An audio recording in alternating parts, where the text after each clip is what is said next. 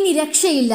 ശബരിമല സ്വർണ്ണക്കോലായിൽ മുഖ്യന്റെ സന്തത സഹചാരി കൂടി അറസ്റ്റിലായിരിക്കുകയാണ്. കൊണ്ടുപിടിച്ച് സുപ്രീം കോടതി നിർദ്ദേശത്താൽ ശബരിമലയിൽ സ്ത്രീ പ്രവേശനം എന്ന വിപ്ലവകരമായ തീരുമാനമെടുത്തപ്പോൾ അന്ന് മുഖ്യമന്ത്രിക്ക് വേണ്ടി ശബരിമലയിൽ പണി നടത്തിയ മുൻ ദേവസ്വം ബോർഡ് പ്രസിഡന്റിനെയാണ് ഇന്നലെ SIT അറസ്റ്റ് ചെയ്തത്. ഇന്നിപ്പോൾ കൊട്ടാരക്കര സബ് ജയിലിലാണ് വാസു. ഉണ്ണികൃഷ്ണൻ പോറ്റിയെ അറസ്റ്റ് ചെയ്ത് കൊണ്ടുപോയപ്പോൾ തനിക്കൊന്നും അറിയില്ല, ഞാൻ നിരപരാധിയാണ്, ഒന്നും തന്റെ ഭരണകാലയളവിലല്ല നടന്നത് എന്നൊക്കെ വാസു കഴിഞ്ഞ ദിവസം കൂടി പറഞ്ഞതാണ്. പക്ഷെ സ്വർണത്തെ രേഖയിൽ ചെമ്പ് എന്നടയാളപ്പെടുത്തിയതും ഉണ്ണികൃഷ്ണൻ പോറ്റിക്ക് ഈ സ്വർണ്ണപാളികൾ കൊടുത്തുവിട്ടതും ഉദ്യോഗസ്ഥരുമായി കൂടിയാലോചന നടത്തിയതുമൊക്കെയായി SIT തെളിവുകൾ നിരത്തിയതോടെ വാസുവിനുള്ള ജയിൽ വാതിൽ അങ്ങ് തുറക്കുകയാണ് ഉണ്ടായത്. ദേവസ്വം ഉദ്യോഗസ്ഥരാണ് എല്ലാം ചെയ്തതെന്ന് വരുത്തി തീർക്കുമ്പോൾ എല്ലാം വാസു പറഞ്ഞതിന്റെ അടിസ്ഥാനത്തിലാണ് എന്ന് മുരാരി ബാബു അടക്കമുള്ളവരുടെ മൊഴി വാസുവിനെ കുടുക്കിയെന്ന് പറഞ്ഞാൽ മതിയല്ലോ. ഇനി അടുത്തത് കടകംപള്ളി സുരേന്ദ്രൻ എന്ന മുൻ ദേവസ്വം മന്ത്രിയും VN വാസവൻ എന്ന ഇപ്പോഴത്തെ ദേവസ്വം മന്ത്രിയുമാണ്. അവരുടെ വീട്ടുപടിക്കലേക്ക് കൂടി അന്വേഷണ സംഘം എത്തിയാൽ മുഖ്യമന്ത്രി പിണറായി വിജയൻ പിന്നെ മൂന്നാം ഊഴം ഒരിക്കലും സ്വപ്നം കാണേണ്ടതില്ല. അതേസമയം വ്യവസായ സംരംഭകർക്ക് സൗഹാർദ്ദപരവും അനുകൂലവുമായ ഒരു അന്തരീക്ഷം ഒരുക്കുന്നതിൽ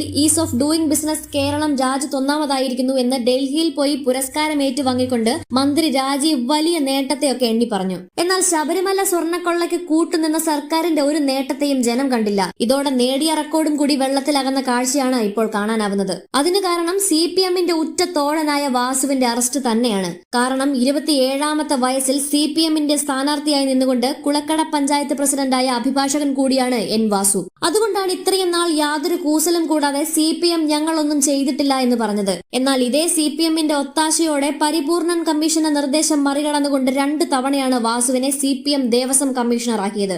അങ്ങനെ CPMന് വേണ്ടി വേണ്ടതൊക്കെ വാസു ചെയ്തു കൊടുത്തു. അപ്പോൾ പിന്നെ ഈ സ്വർണം മോഷ്ടിച്ചത് മാത്രം എങ്ങനെ പാർട്ടി അറിയാതിരിക്കും? എന്നാൽ ഇന്നിപ്പോൾ പാർട്ടി സെക്രട്ടറി ഗോവിന്ദൻ എല്ലാറ്റിനെയും തള്ളി പറയുകയാണ്. കുറ്റക്കാർ ആരായാലും അവരെ നിയമത്തിന് മുൻപിൽ കൊണ്ടുവരട്ടെ എന്ന് M ഗോവിന്ദൻ പറഞ്ഞു. പ്രത്യേക അന്വേഷണ സംഘമായ SIT പരിശോധിക്കട്ടെ എന്നും M ഗോവിന്ദൻ കൂട്ടിച്ചേർത്തു. ആരെന്നതിൽ വിഷയമില്ല എന്നും ഇത് CPMനെ ബാധിക്കില്ലെന്നും M ഗോവിന്ദൻ പറഞ്ഞു. ഒരാളെയും സംരക്ഷിക്കില്ല, ആരായാലും അവരെ നിയമത്തിന് മുൻപിൽ കൊണ്ടുവരണം. ഒരാൾക്ക് വേണ്ടിയും ആരും വർത്തമാനം പറയില്ല. BJPക്കും കോൺഗ്രസിനും ഇത് സുവർണ അവസരമല്ല എന്നുമൊക്കെ പറയുകയാണ്. എന്നാൽ അതുകൊണ്ടൊന്നും ഒരു കാര്യവുമില്ല എന്നേ പറയാനുള്ളൂ.